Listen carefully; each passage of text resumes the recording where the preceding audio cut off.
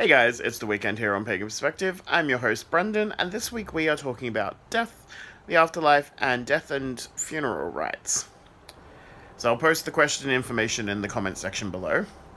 So, for those in the Northern Hemisphere, we're coming up to Samhain, but I've just come off celebrating Beltane. Yesterday, the Wildwood Traditions got together and we have our giant, massive fairy parade and everything through the city. So, for me right now, death hasn't been really a focus in my path and work, aside from a few people around me having lost people, regular customer from work passing away recently, and yeah, so I think there's always that little bit of death in any of these fertility sort of rites and special times of the seasons and everything like that.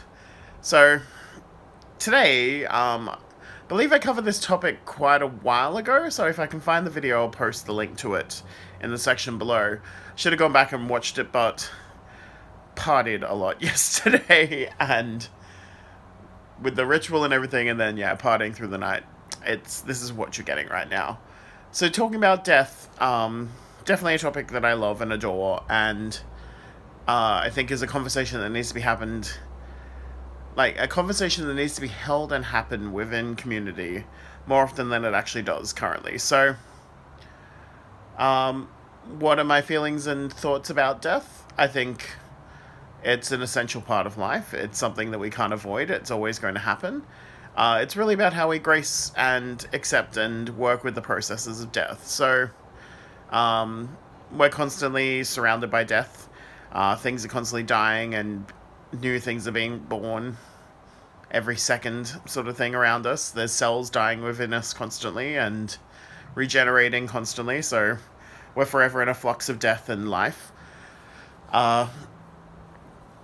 With death in my life and everything like that, sort of, I've really come to an understanding and agreements and processes around that. So I really have a level of acceptance, and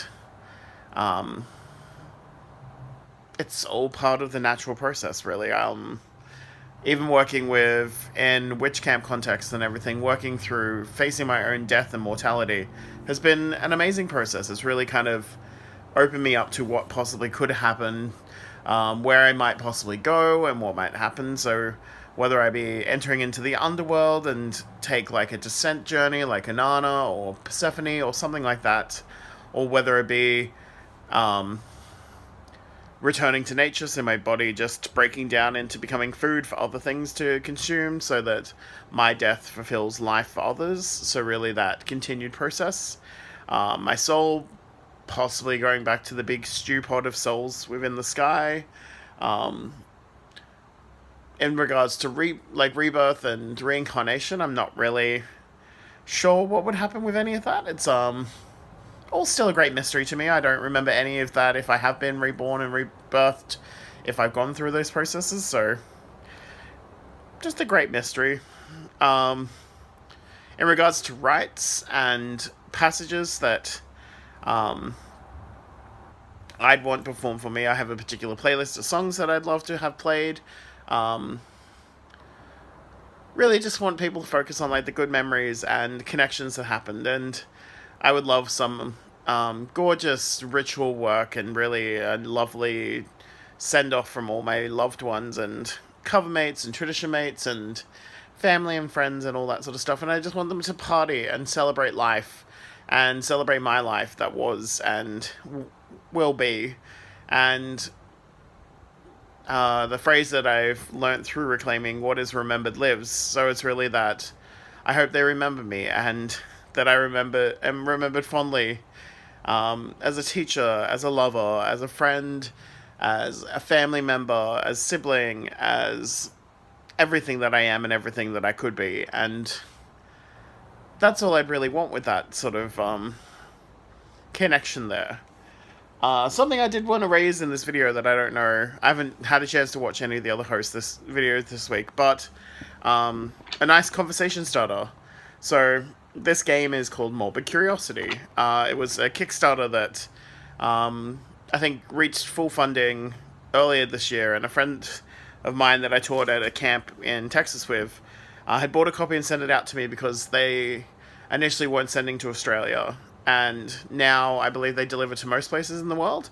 But it's got two different sets of cards in here, so I'll just pull them out. So you have ones that have a black back, ones that have a white back. So the white backs tend to have questions that are related to death and funeral rites and all that stuff. So this particular one would be, would you take photos at a funeral? Would you take a selfie? And then the other one is kind of like challenges and trivia sort of thing, I believe. So it says, all play, list as many titles for the afterlife as you can, e.g. Heaven, Hades. And then it says players have 60 seconds to write down their answers and then share them with the group. Card is awarded to the most interesting answer.